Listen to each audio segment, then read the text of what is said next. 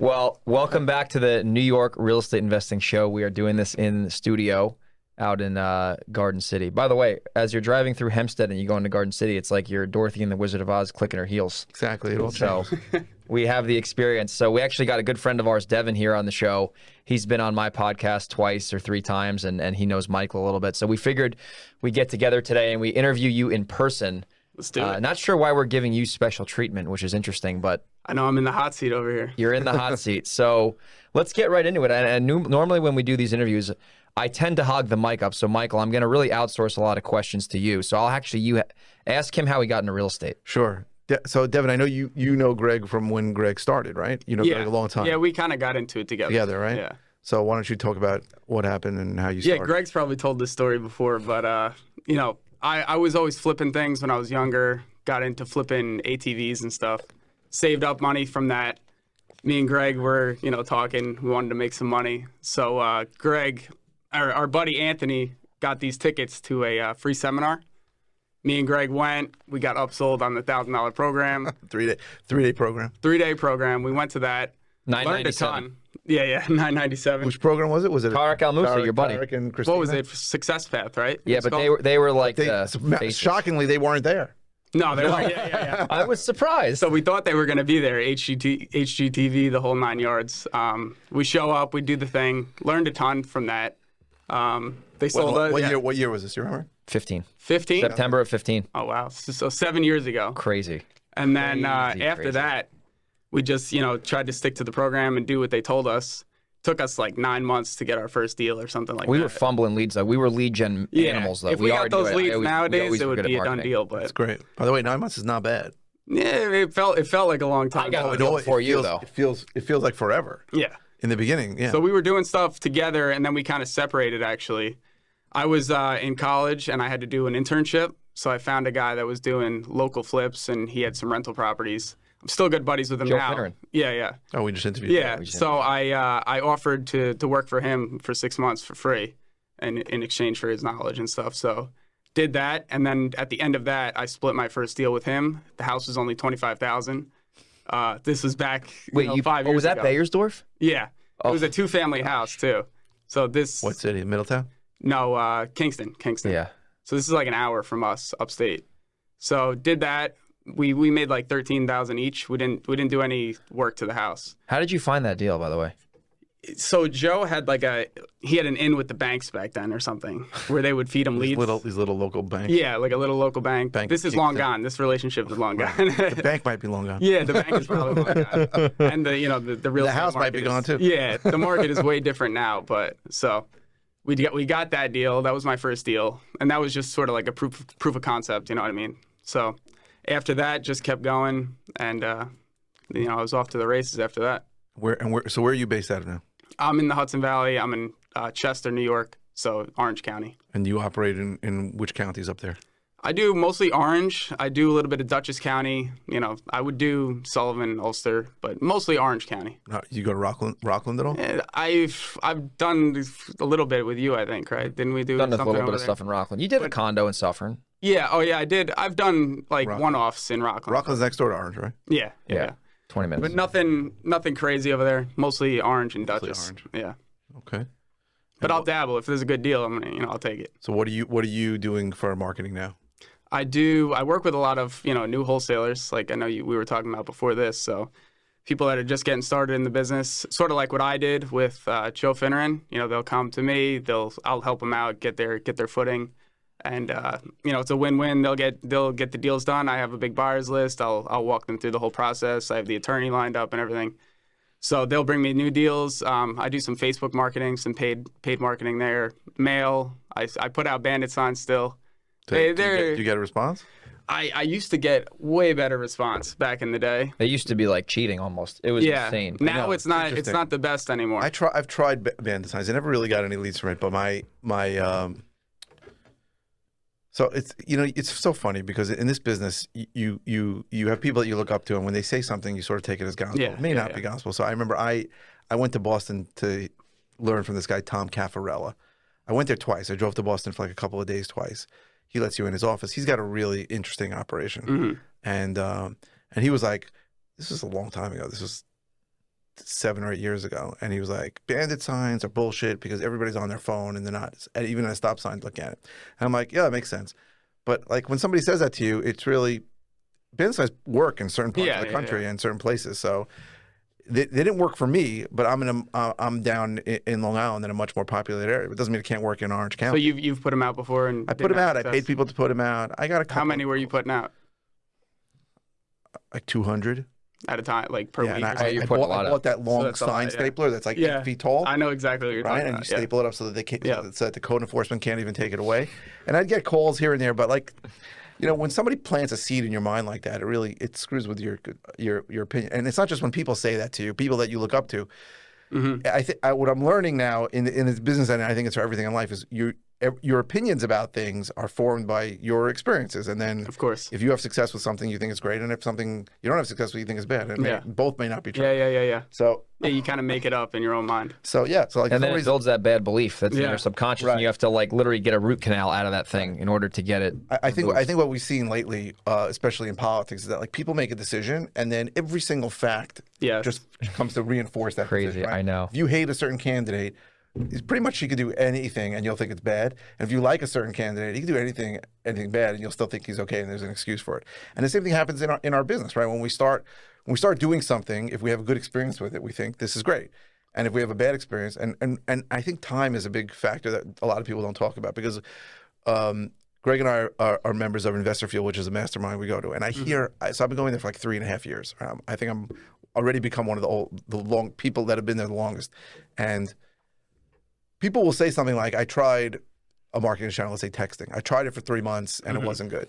Well, how do you know 3 months is enough, right? You might have to do it for like 18 months, right? You don't know. Scratching the surface. And people, it's not good. And then you'll hear gurus say, well, if you try something for 3 months, it doesn't work, then stop it. But time is a big factor. So absolutely. The reason why I brought that up is because I'd been, and I told Greg this earlier, I had been buying leads from a certain lead channel, a guy that I know.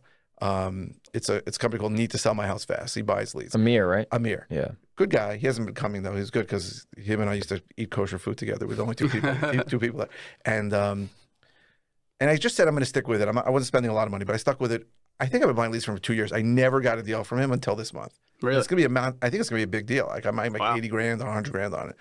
So like the time is such a big factor on so many things that we do, and we're all products of our experiences and whatever it comes into, and we're told how long certain things should take, and most of the time, I think we should give them longer. It takes a lot longer, and it's a lot harder. And I'm sure you've seen with new wholesalers that they'll try something. I was just going to say, they'll try something and they'll blow it away. And that's the first question they'll always ask is like, how do you get consistent leads? Right. What do I do? What do I do? And just pick one of these things and do it long enough, and it will work. You know, it's the bottom line. Everybody wants the easy button. What's the best list? What's the best mail piece? Exactly. What's the best? That's the question. What was my answer on the webinar? The consistency list.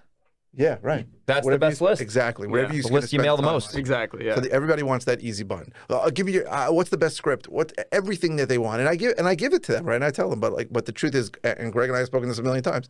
Whatever you're going to do consistently is really the best thing. But with new wholesalers, what you see a lot is people come and go, you tell me if you saw the same thing, but. Oh, well, I tried direct mail and it didn't work. And I'm like, how many times have I heard that? I sent out like 400 pieces. I go, how many times did you send it to the same people? Once. Yeah. And I got one call and they told me to take me off the list. Okay, first of all, your sample size is way too small. Yeah. Right? You need to send probably 8,000 to 10,000 to even know. And second of all, and this is why direct mail is not for everybody, I think you got to send that same list 6 or 7 times. You got to mail it. Greg, you know. You got to at least plan for it. I mean, you might get luck. I tell people, like, if you do one mailing and you send 10,000 postcards and you don't get a deal, you shouldn't be surprised. You need to be able to spend that, send at least 4 to 7 mailings, like you said, because on 4 to 7 mailings, the odds of you getting a deal are so high because of the amount of, it's the timing business, really. Direct mail is all about timing. So a landlord might be getting rent the first time you mail them, but then the third time you mail them, their tenant may have lost their job. And then they see your postcard. They're already familiar with your postcard. Oh, I keep getting your postcards, and I'm calling you now because my tenant hasn't paid rent, and now you're buying that house. It's almost counterintuitive. People think, well, I'm going to buy a list, and if I mail that list, then they should call me back right away that they want to sell. But it's timing, and it's also the consistency of you showing them, hey, I really want to buy the house, right? Yeah. We know so many people who said, like, they got a call, like, I got your 7th postcard. I think you really want to buy the house. I'm ready to sell, and it's also, as you said, timing. There's a lot of luck factor in marketing. That's We don't talk all about it is. but a lot of it is luck. So when you mail 7 times, you're increasing by a factor of 7. Yeah. You know that you're going to hit that guy, as you say, a landlord the day his tenant says, "I'm never paying you rent again," or the day a guy owns a house and the roofer told him it's going to be $16,000 for the new roof, or the day the tenant blew the refrigerator for the 3rd time, and he's like, I don't need to spend $1,000 each time. So you just, it's a timing issue, Yeah. right? And people don't get it. They don't understand it, especially new people. I definitely understand why they have the issue doing it, because it is hard to send mail 7 times and not see get a good result, response. and not Especially know, if you're and new with a never lack of done it capital. before, Any marketing, right? It's course, hard. yeah. It's hard to do that. And let's be honest, you're not just getting dead air or dead silence on the back. You're getting negative responses yeah. too.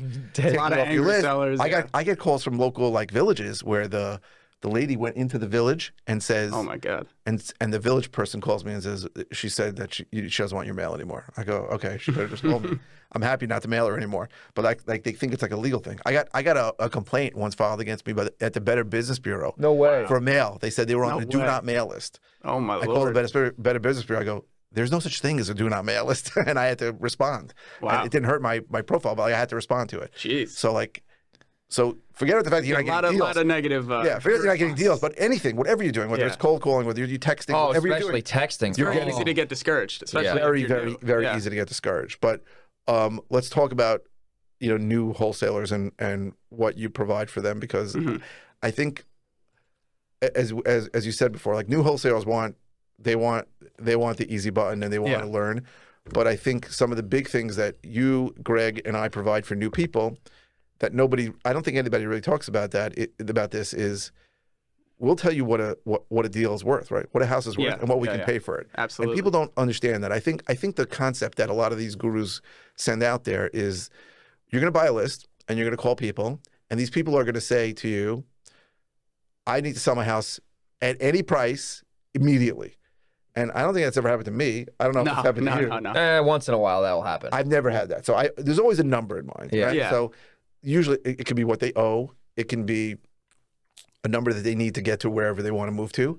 It could be something, whatever. It could be a number they just put in their head.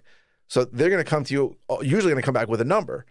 Or at least you can, or if you can make an offer and then come back with a number after that. But I think one of the biggest things that experienced people like the three of us provide is letting you know, if this is a deal at this number, right? If you get it for under 200,000, it's a great deal.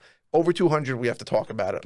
Way over 200,000, at 250 already, it's not a deal. Yeah. And for new guys, that's a big deal, especially in New York, where you really have to put a deposit down. Exactly. You got to get an attorney involved, right? In most of the country, where you're going to send some piece of toilet paper, call it a contract, and send them a $100 EMD. $50 EMD check that's earnest money deposit check that doesn't have to be cashed. It's different, right? But here, it's a serious thing when you're getting a house when you're under buying a contract deal. is It's a serious. process. It's a legitimate investment and commitment. And I think when Devon and I got started, we had no problem working and we had no problem getting leads. Like, we were doing the activities, but we remember how many fumbles we had. We didn't really know the what a good deal best, is. We had the best leads you can get. Remember the first ever call we got was that burner in Middletown? Yeah. First call we ever got in our career was a fire damage home run. They would have gave us the house, and they would have given us for free, and it's worth $250 right now. What'd you do? I dropped the ball. We didn't know what we were doing. All right. Yeah. So we jerked it around. Yeah. So no, that's a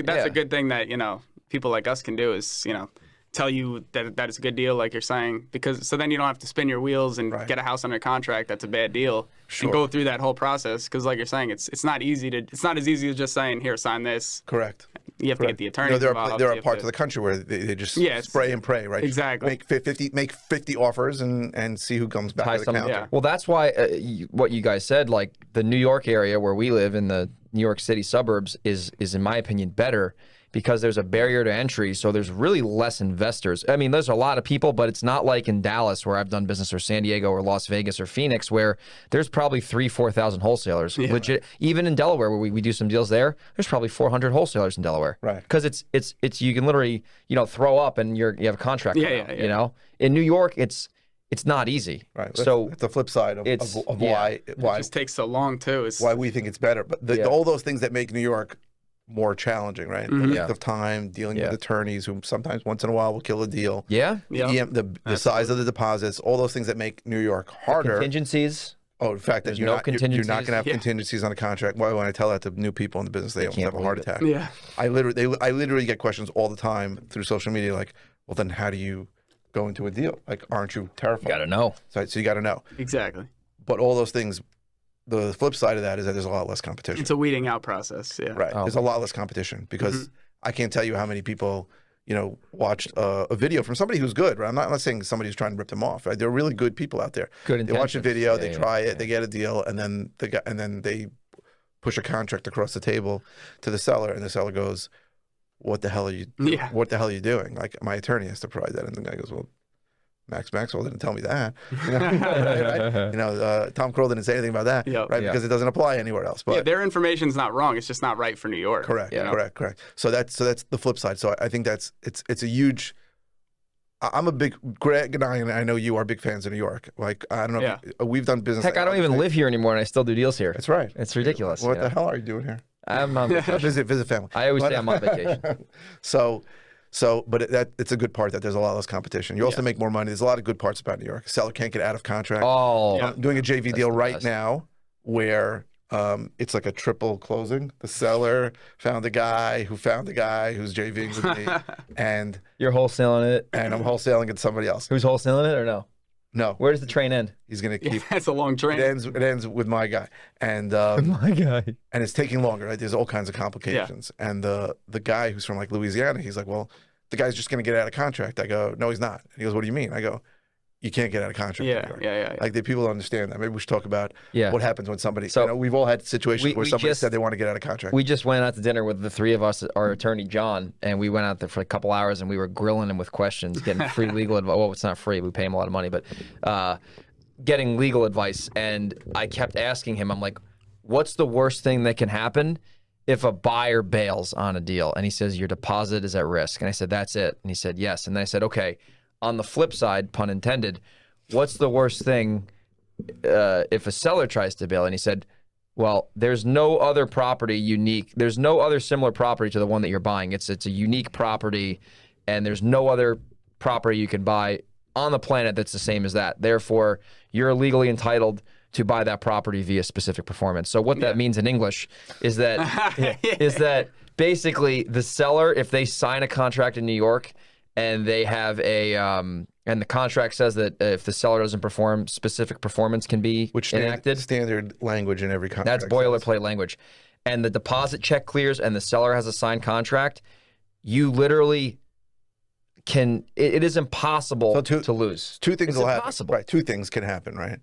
And this only applies to New York. So number one is you can file a list pendants on the property, gosh, which is just like a mortgage foreclosure, which means they will never sell the property to anyone else ever until you take the list pendants off. And number two is you can litigate and sue him for specific performance, which means the entire purchase price. So not just, let's say you were going to make 30 grand on a wholesale deal, but you're buying the property for 300, you can sue him for 300 and you will win. Wow. So the question when I tell people this after they lift their jaw from the floor is, well, but the seller doesn't know that. And the answer is the seller does know that because the seller has an attorney who's going to tell him that. So I've had, I don't know, 3 or 4 times over the last 10 years where a seller said to me something like, I don't want to sell it to you, or I don't want to sell it to you for that price. And I never panic. I just say, just speak to your attorney. And within a day, I get a call back. When can we close? You had a situation like that? Yeah, too, I'll right? tell a quick story. So one Kit Court, John Gore, if you're listening, sorry, bro. I remember you. I tried to got this crazy deal under contract for like 160 in Monroe, which that ARV now is 500. So just shows the math there. And I made a mistake. I actually texted John I wonder Ravella. if you were going to talk about that. Yeah, I'll be transparent here. I texted John Ravella. Send the wrong John. I said to John Ravella, I was intending to send to John Ravella, the attorney. I said, I got a smoking deal in Monroe. We got to lock it up ASAP. This thing's a home run. And I pushed send. I sent it to the seller who's off. His name is John. Oh, no. So he never responded. John Ravella. Shockingly, he never John Ravella never responded. And I go, well, why didn't John answer? He usually gets back to me. And then I'm like, oh, snap. I sent it to the seller. RIP deal. And long story short, the guy ends up signing the contract. The deposit check clears. And 2 weeks later, on the 4th of July, I get a call from the seller. I'm not selling the property to you. And I'm like, ooh. I'm like, well, we're going to have the attorneys deal with this. Like, I'm going to sue you if you don't close. And I was like, I'm not playing around, dude. And he's like, oh, he was giving me all this resistance. And I was like, listen, dude, like, I'll take you to court and probably win. So you'd be wise to just sell me the property. This is a whole, like 6-figure deal. Like, if it was like a mouse deal, I would have just walked away. but I If it wouldn't. was like $5,000, I would have said whatever. We try not to do those $5,000. Yeah, that's what I'm saying. What I'm saying is that I don't even get into it with them. Well, I was a rookie. I saying say that just, was part- I say to the just attorney. speak to Yeah. your attorney. Just talk to your So attorney. why is that not the case in other states? Like why is Because in other states, it's By the way, super long easy. story short, it ended up working out. I got the house. It worked Thank out. God. Yeah. In other states, it's super easy to get into contract. Right, your contract is basically bullshit. but there's no like specific performance or anything no in there. contracts are being written up by by like the fourth grader, But you it looks can't like. put that in it like in another in state. theory, but it's not enforceable there, right? It's Because like a memorandum. It's garbage. the contract is basically a very loose contract in most in Yeah. 49 states. Yeah. It's very easy to get in. I push a contract across the table. The seller signs it. I give him a check that he may or may not deposit.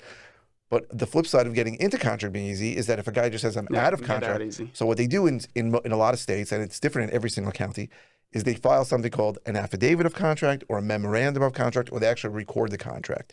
So then it's something legal. But all that does is cloud title.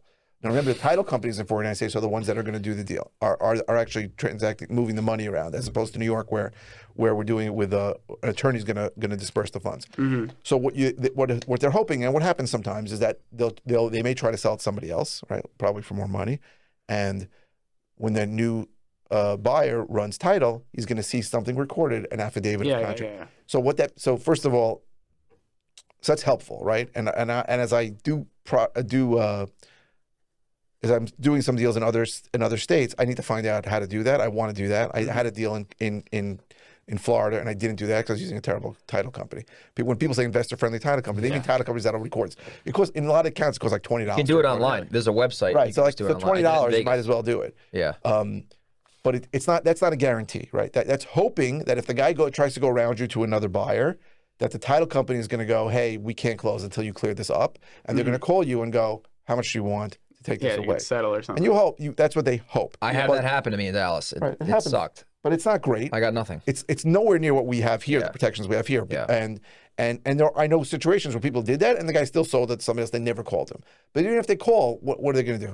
Give me $5,000. Yeah. It's not going to be something where it's crazy, and it's a hope.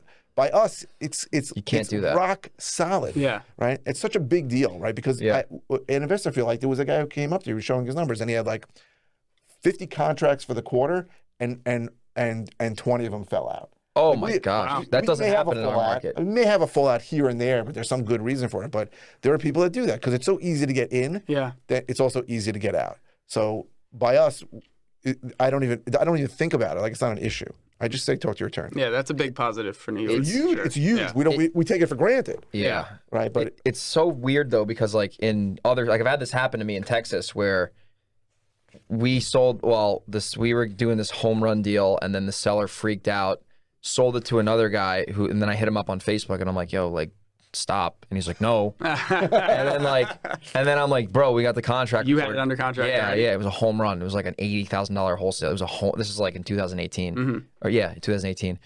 And he was like, no. And then we were like fighting. And then the title company was kind of like had their arms in the air. you know what, right. They did like an about face. And I'm just like, what happened in the end?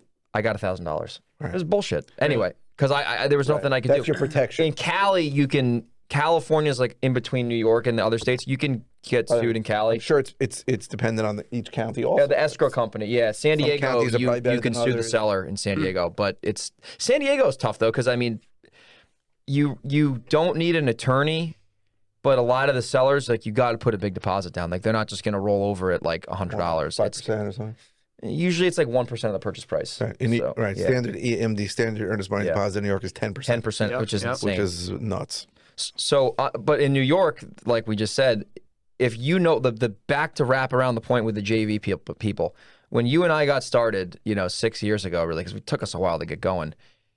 If we like just aligned with someone who was an expert from day one, we would have probably had a deal done in 6 months. For sure. Right? Because like when a new investor comes to me or you, I'm able to literally take what I know and give it to them on a silver platter. Like I just had a guy brought me a deal in Nyack. I was there yesterday.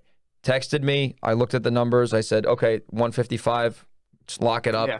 I locked it up. So he trusts me, obviously. I put the deposit down.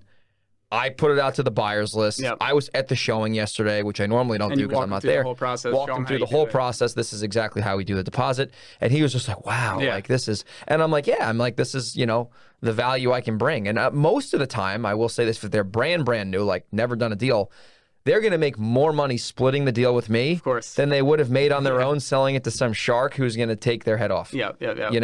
Even like the first deal that I did, I had no idea that it was a good deal. Yeah, like the one you I never know. Joe Finneran, I would have never drove past the house or looked at it and said, this is a good deal. But I just trusted him and said, all right, if you think it's a good deal, then let's do it. So as I said, I think the most important thing that we can provide to new people is letting them know what a good deal is. But as Greg just said, also we put up our own money for the deposit. We know the attorney to use so that they don't use an attorney who tells them wholesaling is illegal. You're going to go to prison. Right, which still happens. I had a guy, the buyer. You go to prison for assignments. The buyer for the deal that I had. So I have a deal in West Babylon that I was going to sell to somebody for under $200,000. His attorney, who was on vacation, told him he shouldn't buy the deal. So I told the guy, why? What? Because there's a tenant and it's whatever. Like you got to be careful which attorneys you use. Yeah. And then so we show you the professionals that you should use and the attorney, the title company. And then also because we have a buyer's list, that's a big deal in disposing of the deal. I don't like the word disposing. Dispositioning the deal or getting paid. So that's a big deal. And we can close if it's a deal that's a home run. And I'll just take it down. That's a huge factor also that we can close. That's how we sleep at night. Yeah, a lot of the times I'll buy the deals from the wholesalers or whatever. Right. People that are new in wholesaling, when you tell them that you may have to close, they get sweaty. They start sweating, right? Absolutely. What does that mean? I don't have the money. How does it work? What am I going to do with it? So the fact that we can close on it if the buyer flakes out is a big deal. What's your offer to? You have a great offer when you close too. You have a very generous offer. Is it 60-40? So a great my offer. General rule when I JV is it's 50-50 split. If you bring me the deal. If I have to close on it and use my money, then it's 60-40 in my favor. Oh, so you don't just give them a wholesale fee to close? Oh, wow. Who do they cover? You cover all the overhead. Yeah, they don't put anybody on. Wow. And then with that, I'm sure you can like have them come to the rehab, check it out. Yeah, and I show them, I hold their hand. And then they learn more from that as well. This is how you get squatters. Get spotters. Yeah. We'll talk about that later for sure. We're definitely doing that in person. So here's the big benefit on why if someone's watching right now and they're like, well, why would a successful investor want to do that? Well, to us, it's deals that we would have never gotten otherwise that show up on our door, like the stork. For sure. You know, we don't have. Listen, I can't speak for you guys, but I don't have unlimited deals. No. I wish I did. No one does. Everyone Even if they're doing maybe if I had unlimited deals, I would tell JV guys to go call somebody else. But I don't have unlimited deals, and if someone can bring me a deal, I've had a lot of deals that were $70,000 and $80,000 deals were. So that's really where the money is to get that 50% of. Well, there's real value. They're bringing real value to the table too. They're not just saying, "Let me pick your brain," which is a horrible thing to say. They're bringing value to the table. Right. And you're providing value back, so that's a beneficial relationship for both parties. Right, and sometimes they're one and done. Sometimes it's whatever. Sometimes they knew this up. I don't care. It doesn't matter to me. Yeah. Either way, it's a deal that I didn't have to spend money on or time marketing, which is really where 80% of the effort goes. What the whole business is. That's another part of the business that a lot of people don't talk about because, you get calls from people that are new and they've spent. I've been a wholesaler for 2 years. Somebody called me yesterday. I go, really? And I know from the questions he's asking that. He's brand new. And when I find out what he's been doing for 2 years, he goes, I'm building my buyer's list. And I say, everything I'm about, I literally. What do we call that, Michael? We have a name for that. Yeah, so I'm going to get to it. I'm going to tell you what I say. So okay. This happened yesterday. So I said, you're not going to like anything I'm about to say. So be prepared. I said, I'm going to give you 5-10 minutes of my time just to be nice. I said, you're wasting your time. He goes, what do you mean? I said, what you're doing, in the words of the great Greg Helbeck, is mental masturbation, which means it's something that feels good, but it's not really what you should be doing. It's not the real thing, because it's very easy to spend years and years building a buyer's list, and it almost makes sense, right? I remember the first time I heard about reverse wholesaling. I was just going to say, reverse wholesaling. We know the guru. This is unbelievable. You just find the buyers, ask them what they want, and then go out and get it for them. I was like, this is the greatest thing ever created. The problem is that it works in certain places like Dallas, Phoenix, Vegas, where it's a very homogenous, certain parts of Florida, very homogenous inventory, right? Almost everything's built after 1980. People are very specific. I want a 3-bedroom, 2-bathroom ranch, CBS, concrete Yeah, block that makes structure, sense. then it can work. And then theoretically, you can go out and look for it. But in New York, where we have inventory that was built in the 1800s, Yep. and we have such a much more densely populated area with a lot of different inventory, I can tell you that if I think of my best buyers that have bought 20 or 30 deals from me over the years, if anybody called them, including me, and said, tell me what your criteria are, it all said the same thing. A good deal. Anything I can make You're money right. on. Yeah, I said the same thing. I said, send me anything you got, bro. Anything I can make Send money me on. anything you got. So the reverse wholesaling just doesn't work. So when I Yeah. say that to a guy, and sometimes I feel like I'm bursting their bubble, but I'm like, there are only two things you should spend time on. That's it when you start. You can learn from somebody who actually operates in New York, and there's not a lot of people who do that. And two is marketing for deals, marketing to sellers. Those are the only things you should spend time on. Don't go look for don't go looking for buyers, because half of them are going to bullshit you anyway. I mean, you're calling up somebody and saying, hey, if I have money, can I send it to you? Who's going to say no to that, right? You don't know if that guy's ever going to buy a deal from you. Don't go looking for attorneys. Don't go looking for financing. Don't go designing a logo. Don't go getting a business card. And people will spend years on that. Yeah. And I said, listen, if you find a good deal, you'll have no trouble finding a buyer for it. You'll have no trouble getting financing for it. You'll have no trouble finding an attorney for it. I'm here to help you if you want. And the business card and the logo and all that stuff is just not important. I go do a deal first. Yeah. Before that, I mean, I've sold houses on Facebook Marketplace. Like there's tons of buyers on Facebook I did one Marketplace. Too. Yeah, so it works. Don't even worry. Remember that 20? Remember we did the Facebook group? We sold it to that guy with the coat inside. Yeah. This dump old crap box in Marlboro. Like the guy was on. We were in a Facebook group on Facebook, and the guy's like, "I'll take it." It's like 40 grand cash. Sold. Yeah, so if you Took have the coat the out of deal, the house and brought it into the closing. yeah. Why? Because it was like an old creepy coat. Keep the coat. He wanted the coat. It was hilarious. I was like, take the coat, bro. And then he jerked my bobber on another deal. He bait and switched me I remember you told me about that. because I was pissed I don't know what he ever did with the in house that we Newburgh. sold him. They probably got smoked was on a- it. that was So, bad. I would have said Paid me back. I would have said no extra charge for the coat. I did a showing this week, and the house was not so great. I mean, I'm talking about most of the basement was covered with mold. Oh, People boy. go down there and they go, "There's mold." I go, "No extra charge for the mold." There was a knife sticking into the wall. Oh, And jeez. I'm like, "No extra charge Knife for the comes knife." too? Every shitty thing that was there, I just said no extra. Was this a charge. wholesale showing or was it a Yeah, it was that. It was that short sale? that short sale Oh, boy. and whatever it is. Knife sticking. There was all kinds of crap there. And they're like, "Is it going to be cleared?" I go, "No." I go, "But I'm not charging you any extra for it." That's too funny. I just had a showing. I'm selling a house, and there was a BB gun in the garage. And the realtor went through and saw it, and she thought it was a real gun and called me freaking out. Call the police. No, she didn't. Thank God. Thank God. Yeah. She sent me a Was that picture of it. I Middletown? was like, oh, that's a BB gun, like clearly. Yeah. But she was freaking out. Yeah. No, So- that was the Monroe one, the condo, People freak out over the stupidest things. Old Mill Road, Southfields.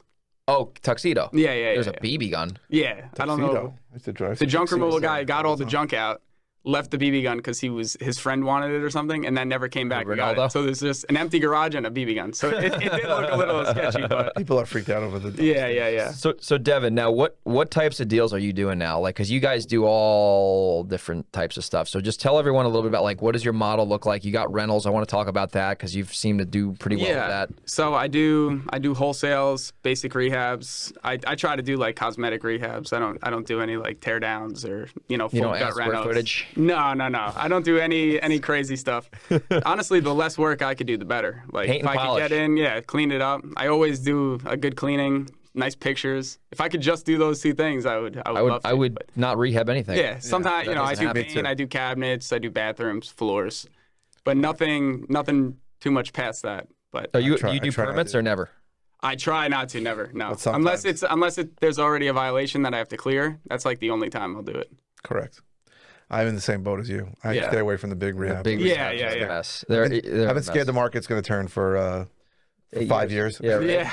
Maybe we should talk about current market and what we're seeing out there. Yeah, but before we do that, though, I want to just close the loop on Okay, Devon's sorry. rentals because this is something where a lot of people get stuck. Mm-hmm. They buy and flip. They assign. Even they're a broker or whatever. You're a license, right? Yeah, Thanks yeah, for yeah, MLS access, by the way. I paid for half of it. Yep. But How have you built your rentals up, and what does your rental portfolio look like? Because you're doing it in New York, and Michael and I have rentals too in New York, and he hasn't had a bad tenant yet. I said, you are lucky. You're not a real landlord. So tell us about yeah. So how have you done that? You've evicted somebody. Yeah. So I have 9 units now, and I started getting them right after COVID. So like end of 2020, I started picking up rentals, and I started to get more serious about buying those. So my tenant process, I use. How do you do this? Because this is where people can get in deep weeds. I forget it's called tenantbackgroundcheck.com.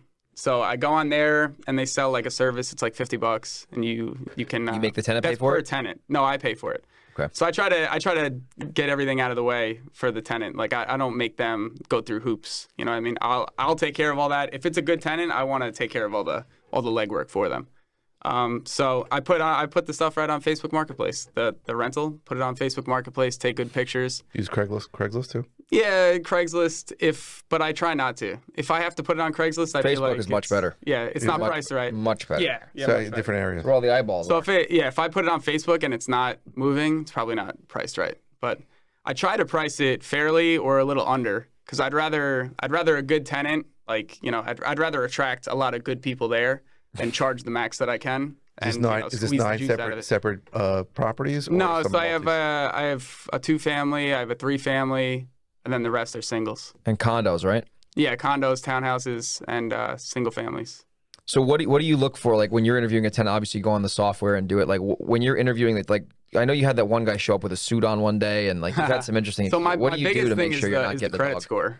So interesting. My feeling is if they have a good credit score, they're going to want to keep the credit score good. So that's true. I tried, you know, it means they pay their bills on time, and they're probably, most of the people that I rent to, like, tell me they're like, oh, I want to buy a house in a couple of years, you know, I'm saving, da da da. So people that say that are going to want to have good credit. So they're not going to want to do anything to jeopardize it. So that's my number one thing. Obviously, after that, you know, they need good income. Do you look at bank statements? Yeah. 12 months bank statements? So the tenant check background, whatever the website I gave you, they give you everything. They give you bank statements, all their liens, all their credit card. Yeah, so it's a full. It gives you a lot. Do they have to sign up for it? They have to sign like a release thing and stuff. And they have to go upload documents. No, I don't know how accurate it is, but it gives you like it gives you like a line item, like their bank account has this much in it. They have an auto loan for this amount. Oh wow! It pulls up. It's almost like a credit report. Yeah, pretty much. So it gives you a lot of info. So you could learn. It's like a private investigator almost. Yeah, it's kind of like rent background check. You know, no felonies or any of that stuff. You don't. The felonies a no-go for you? No go. Recent eviction, no good. No, definitely not. Now it's kind of withholding that. It's hard to see that. It wasn't so easy before either. Yeah. That info is on there, but I don't. Yeah, maybe it's harder to get. So what about? So do you do the 3 times the income rule? Yeah, that's mandatory. Yeah, I'll try to do 4 if possible, but you know it's hard.